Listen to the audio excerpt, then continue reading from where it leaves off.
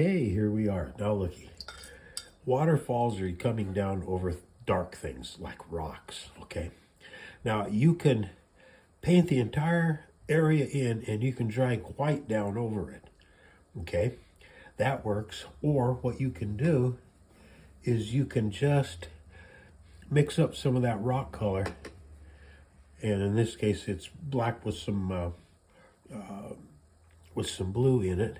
And what you can do is we're going to tap a lot of it out of the brush, and we're just going to indicate on our waterfall where the dark is. See? Like that. And that gives us a nice picture of water cascading down the waterfall like that. Now, water is not in and of itself blue,